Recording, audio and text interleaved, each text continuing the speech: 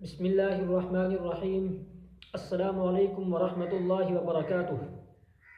ناظرین، آپ دیکھ رہے ہیں ہمارا یوٹیوب چینل او کچھ سیکھیں۔ آپ تمام حضرات کا پھر ایک بار ہمارے یوٹیوب چینل او کچھ سیکھیں میں خیر مقدم ہے۔ کتابت کورس کا سبق نمبر 14۔ اس سبق کے اندر میرا تو ارادہ تھا کہ آپ کو جسم کی حرکات و سکنات، آنکھوں کے اشارے اور چہرے کے اشارے اور ہاتھوں کے اشارے، یہ تمام چیزیں سکھائی جائیں۔ یہ کب ہونے چاہیے اور کیسے ہونے چاہیے، میرا ارادہ یہی تھا۔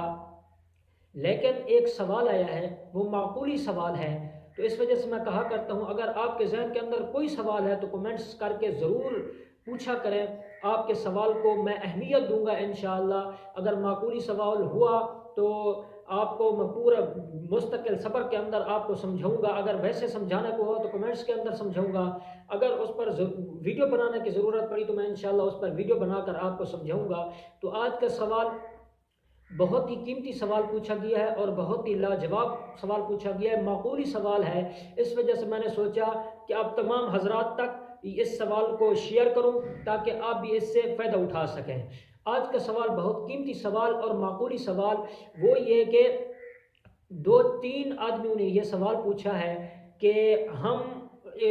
تقریر کے اندر ہماری ابتدا ہے، ہم نئے نئے مقرر بن رہے ہیں، تو ہمیں نہ تو ترنم کے اندر، طرز کے اندر، سر کے اندر بیان کرنا آتا ہے اور نہ ہی جوشیلے پن کے اندر بیان کرنا آتا ہے، تو ہم کس طرح بیان کریں؟ یہ معقولی سوال ہے۔ تو آئیے آج کے سبق کے اندر ہم یہی جانیں گے، اگر آپ کو جوش کے اندر بیان کرنا نہیں آتا یا پھر آپ کو ترنم اور سر طرز کے اندر بیان کرنا نہیں آتا تو پھر آپ کیا کریں؟ آج کے سبق کے اندر اسی سوال کا جواب ہے، تو سبق کو آخر تک دیکھیں۔ ساتھ ساتھ میں آپ کو یہ بھی بتاتا چلوں کہ ترنم کے اندر اور سر کے اندر یا اسی طرح جوش کے اندر بیان کرنے کے فوائد و ثمرات کیا ہیں، اگر یہ چیزیں آپ سیکھنا چاہتے ہیں تو یہ کیسے آپ سیکھ سکتے ہیں۔ اگر یہ چیزیں آپ بالکل سیکھ ہی نہیں سکتے، آپ کو بالکل ان کا طریقہ نہیں آتا، تو پھر آپ کو کیا کرنا چاہیے، کون سا انداز اپنانا چاہیے تاکہ آپ اپنے دل کی بات سامعین تک پہنچا سکیں۔ تو آج کے سبق کے اندر ہم یہی کچھ جانیں گے، اس وجہ سے سبق کو آخر تک دیکھیں۔ اور اگر ہمارے چینل پر نئے ہیں تو ہمارے چینل کو سبسکرائب ضرور کریں اور بیل گھنٹی کو ضرور دبائیں تاکہ کوئی سبق آپ کا مس نہ ہونے پائے، کتابت کورس کے متعلق، درس قرآن کورس کے متعلق۔ اور اسی طرح اگر ویڈیو اچھی لگتی ہے تو ویڈیو کو لائک کریں، اور کوئی مسئلہ درکار ہے تو کمنٹس بھی ضرور کیا کریں اور اپنے اچھے مشورے بھی کمنٹ کے اندر ضرور دیا کریں۔ تو چلیے آج کا سبق شروع کر لیتے ہیں۔ تو ناظرین، اصل کے اندر یہ دو چیزیں جو جوشیلا پن اور ترنم کے اندر بیان کرنا، یہ بہت ہی بہترین ہے۔ اگر آپ ترنم کے اندر بیان کر سکتے ہیں یا آپ جوش کے اندر بیان کر سکتے ہیں تو اللہ کی دی ہوئی اس نعمت کو ضرور اپنے بیان کے اندر لائیں، انشاءاللہ اس سے آپ کو بہت فائدہ ہوگا۔ میں آپ کو مثال کے ذریعے سمجھاتا ہوں، پھر اپنے اصل ٹاپک کی طرف آؤں گا۔ اگر ترنم کے اندر یا سر کے اندر یا جوش کے اندر آپ بیان نہیں کر سکتے تو آپ کو کیا کرنا چاہیے، اس ٹاپک کی طرف میں آتا ہوں ایک مثال دے کر۔ مثال کے ذریعے آپ کو سمجھاتا ہوں، ایک آپ کی طرح یا میری طرح نوجوان ہے، لیکن علم سے میری طرح، آپ تو ماشاءاللہ صاحب علم لوگ ہیں، میں اپنی بات کر رہا ہوں، بالکل علم سے کوڑا ہے میری طرح، لیکن جوش کے اندر بیان کر سکتا ہے۔ اس سے میرا دل آزاری کسی کی نہیں کرنا چاہتا، یہ ویسے مثال کے ذریعے میں آپ کو اپنی بات سمجھانا چاہتا ہوں تاکہ آپ میری بات سمجھ جائیں۔ پلیز میری بات کو محسوس مت کیجیے گا، یہ سمجھانے کے لیے کہہ رہا ہوں کہ اگر میری طرح، میں اپنی مثال دے رہا ہوں، میری طرح کوئی علم سے کوڑا ہے، علم سے خالی ہے، اگر سر کے اندر بیان کر سکتا ہے اور ترنم کے اندر بیان کر سکتا ہے، ایک طرف اس کو بٹھا دو اور دوسری طرف آپ جیسے صاحب علم شخصیت کو بٹھا دیا جائے یا کسی مدرسے کے شیخ الحدیث صاحب کو بٹھا دیا جائے، کسی بڑے مفتی صاحب کو بٹھا دیا جائے، لیکن ان کو اگر ترنم کے اندر بیان نہیں کرنا آتا اور سر کے اندر بیان کرنا نہیں آتا تو آپ دیکھیں گے کہ عوام الناس کا رجحان اس آدمی کی طرف زیادہ ہوگا جو ترنم کے اندر بیان کر سکتا ہے یا جوش کے اندر بیان کر سکتا ہے، اگرچہ وہ علم سے کوڑا ہی کیوں نہ ہو، لیکن عوام کا رجحان اسی طرف ہوگا، اور اس صاحب علم شخصیت کی طرف عوام کا رجحان بہت کم ہوگا۔ لوگ کہیں گے پتہ نہیں اس کو تو بیان کرنے کا طریقہ ہی نہیں آتا، حالانکہ لوگوں کو اس بات کا علم نہیں ہے کہ قابلیت والے شخصیت اگر ہیں تو یہ ہیں، یہ مولانا صاحب شیخ الحدیث صاحب ہیں، ان کے پاس علم ہے، لیکن عوام کا رجحان اس سر والے اور جوش والے مولوی صاحب کی طرف ہوگا۔ اس شیخ الحدیث صاحب کی بات بہت کم لوگ سن پائیں گے اور یہ اپنی بات کم لوگوں تک پہنچا پائیں گے۔ اس وجہ سے اگر آپ ترنم کے اندر بیان کرتے ہیں یا جوش کے اندر بیان کرتے ہیں تو یہ بہت ہی اچھا طریقہ ہے عوام الناس کے اندر اپنی خطابت کا رجحان پیدا کرنے کا اور عوام الناس کو اپنی طرف متوجہ کرنے کا۔ لیکن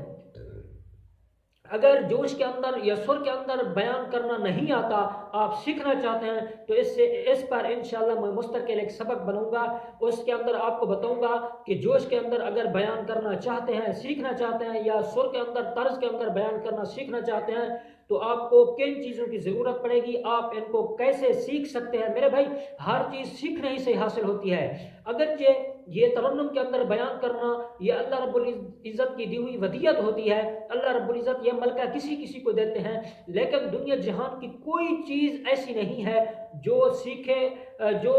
سیکھنے کے ساتھ حاصل نہ ہو سکے۔ یہ دو چیزیں ترنم کے اندر بیان کرنا،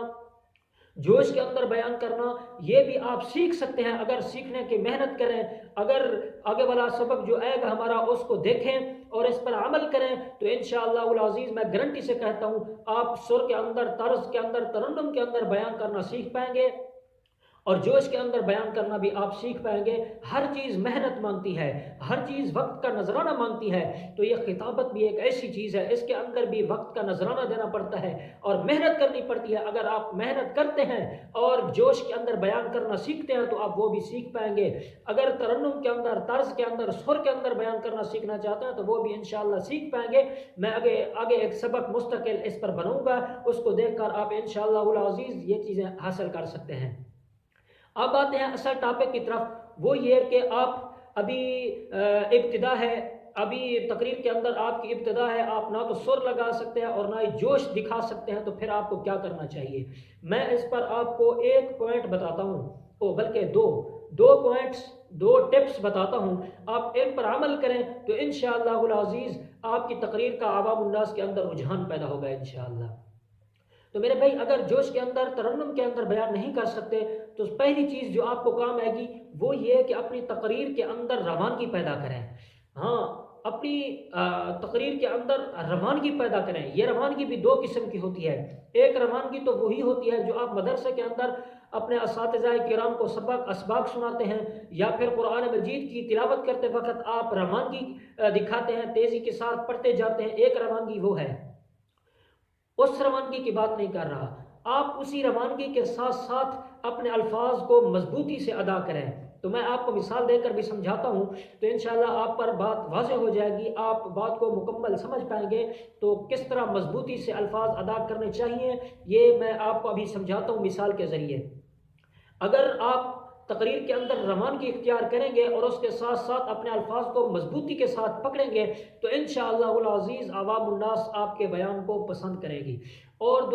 جو دوسری چیز کام آئے گی آپ کو، اگر آپ جوش کے اندر بیان نہیں کر سکتے، ترنم، طرز، سر کے اندر بیان نہیں کر سکتے، تو دوسری چیز کام آئے گی وہ یہ ہے کہ آپ اپنی تقریر کے اندر استعارات و کنایات یہ بہت زیادہ استعمال کریں، اس سے بھی عوام الناس کا رجحان پیدا ہوتا ہے۔ اب میں آپ کو مثال دے کر سمجھاتا ہوں، اس مثال کے ذریعے آپ کو دونوں چیزیں سمجھ آئیں گی کہ آپ کی تقریر کے اندر روانگی کیسے ہونی چاہیے اور الفاظ کو مضبوطی کے ساتھ کیسے پکڑنا چاہیے،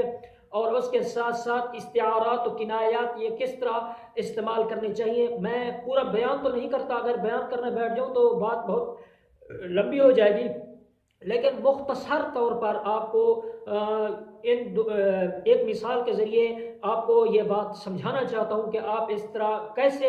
ان چیزوں پر عبور حاصل کر سکتے ہیں اور کس طرح روانگی کے ساتھ اپنے الفاظ کو مضبوطی کے ساتھ پکڑ کر اپنے بیان کے اندر بیان کر سکتے ہیں اور عوام الناس کا رجحان اپنی طرف کر سکتے ہیں۔ میں مثال دیتا ہوں،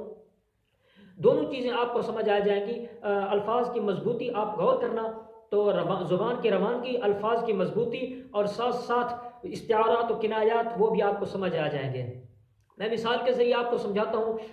آپ اس طرح بیان کریں۔ اللہ رب العزت نے اپنی کتاب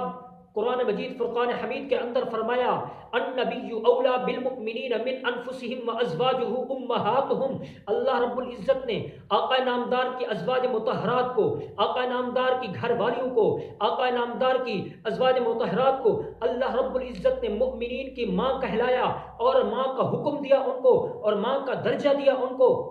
اب جو ان کو اپنی ماں مانتا ہے وہ مومن ہے، اور جو ان کو اپنی ماں نہیں مانتا وہ مومن ہو نہیں سکتا۔ اس طرح مضبوطی کے ساتھ الفاظ بنائیں۔ ابھی استعارہ میں نے استعمال نہیں کیا، اب استعارہ استعمال کرنا چاہتا ہوں، ذرا غور سے سننا۔ اور یہ تو ہیں ہماری نسبی ماں، نسبتی ماں، اور ہمارے حقیقی ماں کے متعلق آقا نامدار نے فرمایا الا ان الجنت تحت اقدام الامہات، جنت ماں کے قدموں کے نیچے ہے۔ جب حقیقی ماں کا اتنا درجہ ہے، وہ ماں جو آقا نامدار کے ازواج مطہرات ہیں، وہ ماں جن کو آقا نامدار کے ساتھ نسبت ہے، وہ ماں جن کی نسبت کو اللہ رب العزت نے قرآن مجید کے اندر بیان فرمایا، اس ماں کے کیا کہنے جب حقیقی ماں کے قدموں کے ساتھ جڑنے سے جنت ملتی ہے، تو نسبتی ماں جو ازواج مطہرات ہیں، اس ماں کے قدموں کے نیچے ملنے سے جڑنے سے جنت نہیں ملے گی تو اور کیا ملے گی؟ اس طرح یہ استعارہ کچھ استعمال کیا ہے۔ اب دوسرا استعارہ سننا، وہ یہ کہ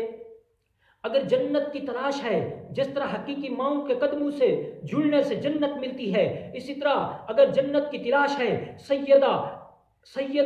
عائشہ صدیقہ رضی اللہ تعالیٰ عنہ کے قدموں سے جڑنا پڑے گا۔ اگر جنت کی جستجو ہے، اگر جنت کی تلاش ہے، اگر جنت ڈھونڈتے ہو، اگر جنت کو تلاش کر رہے ہو، سیدہ خدیجۃ الکبریٰ رضی اللہ تعالیٰ عنہ کے قدموں سے جڑنا پڑے گا۔ اگر جنت کی تلاش ہے، سیدہ ام حفصہ رضی اللہ تعالیٰ عنہ کے قدموں سے جڑنا پڑے گا۔ اس طرح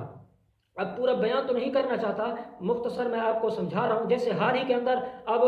22 جمادی الثانی کو حضرت ابوبکر صدیق رضی اللہ تعالیٰ عنہ کی وفات ہے، تو اس پر اگر بیان کرنا چاہتے ہیں تو استعارات کا استعمال کرنا سیکھیں۔ اگر استعارات کا استعمال کرنا آپ کو آ گیا تو آپ اگرچہ طرز کے اندر بیان نہیں کرنا چاہتے، سر کے اندر بیان نہیں کرنا چاہتے، لیکن بیان کی روانگی کے ساتھ ساتھ الفاظ کو مضبوطی سے پکڑیں اور اپنے بیان کے اندر استعارات و کنایات استعمال کریں، تو انشاءاللہ العزیز میں کہتا ہوں آپ میدان کے اندر کامیاب ہوں گے اور آپ کی خطابت کا ڈنکا بج جائے گا اور عوام الناس کا آپ کی خطابت کی طرف رجحان ہوگا۔ جیسے مثال کے ذریعے میں آپ کو سمجھاتا ہوں، حال ہی کے اندر حضرت ابوبکر صدیق رضی اللہ تعالیٰ عنہ کی شان آپ نے بیان کرنی ہوگی خطبہ جمعۃ المبارک کے اندر، یا ویسے کہیں پر آپ اس پر لیکچر دینا چاہتے ہیں یا بیان کرنا چاہتے ہیں، تو آپ کو استعارات و کنایات اس طرح استعمال کریں۔ جیسے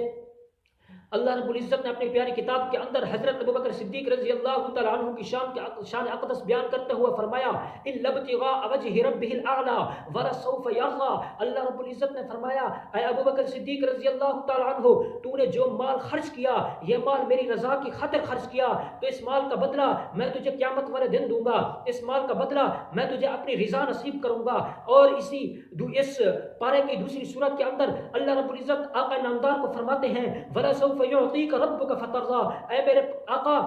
قیامت والے دن یا آپ جو کچھ مانگنا چاہتے ہیں میں آپ کو وہ کچھ عطا کروں گا، فترضا کہ آپ راضی ہو جائیں گے۔ حضرت ابوبکر صدیق کے متعلق وَلَسَوْفَ يَرْضَىٰ اور آقا نامدار کے متعلق وَلَسَوْفَ يُعْطِيكَ رَبُّكَ فَتَرْضَىٰ، معلوم ہوا کہ انبیاء علیہ السلام میں آقا نامدار کا درجہ اتم اکمل ہے اور آقا نامدار سے بڑھ کوئی نہیں سکتا۔ تم یہ بھی معلوم ہوا کہ صحابہ کرام رضوان اللہ تعالیٰ علیہم اجمعین میں سے حضرت ابوبکر صدیق رضی اللہ تعالیٰ عنہ اکمل ہوئے، اجمل ہوئے، احسن ہوئے، ان کا مقابلہ کوئی نہیں کر سکتا۔ جس طرح انبیاء کرام کے مقابلے کے اندر آقا نامدار کا مقابلہ کوئی نہیں کر سکتا، اسی طرح صحابہ کرام رضوان اللہ تعالیٰ علیہم اجمعین میں حضرت ابوبکر صدیق رضی اللہ تعالیٰ عنہ کا مقابلہ کوئی نہیں کر سکتا، کیونکہ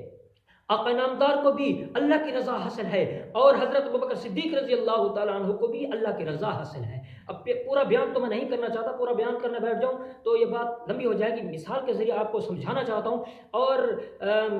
اس وجہ سے اپنے بیان کے اندر یہ ترتیب بنائیں، انشاءاللہ آپ مایہ ناز خطیب کہلائیں گے۔ اگر مزید کوئی سوال آپ نے پوچھنا ہے تو کمنٹس میں مجھ سے پوچھ سکتے ہیں، میں انشاءاللہ اس کا جواب دوں گا۔ اس متعلق کوئی سوال ہے یا کتابت کے متعلق کوئی سوال ہے تو ضرور پوچھا کریں، تو کمنٹس کے اندر اپنی اچھی آراء بھی ضرور دیا کریں، اور اگر ہمارے چینل پر نئے ہیں تو چینل کو سبسکرائب بھی ضرور کیا کریں اور بیل گھنٹی کو ضرور دبائیں تاکہ کوئی سبق آپ کا مس نہ ہونے پائے، اور ویڈیو اچھی لگتی ہے تو ویڈیو کو لائک بھی ضرور کیا کریں۔ تو امید ہے آج کا یہ سبق آپ کو سمجھ آ گیا ہوگا۔ آج کے سبق کے اندر آپ نے سیکھ لیا ہوگا کہ اگر آپ کو جوش کے اندر یا ترنم طرز کے اندر بیان کرنے کا طریقہ نہیں آتا تو آپ کو کون سا انداز اپنانا چاہیے، جس انداز کی وجہ سے آپ اپنی خطابت کے جوہر کھولیں اور اپنی خطابت کے اندر اپنا نام پیدا کریں اور لوگوں کے اندر اپنی خطابت کا ڈنکا بجا دیں اور لوگ آپ کی خطابت سننے پر مجبور ہوں، تو وہ طریقہ آج کے سبق سے آپ نے سیکھ لیا ہوگا۔ تو دوستو آج اتنا ہی، اور آج کے لیے اتنا ہی، اور ملتے ہیں اگلی ویڈیو میں۔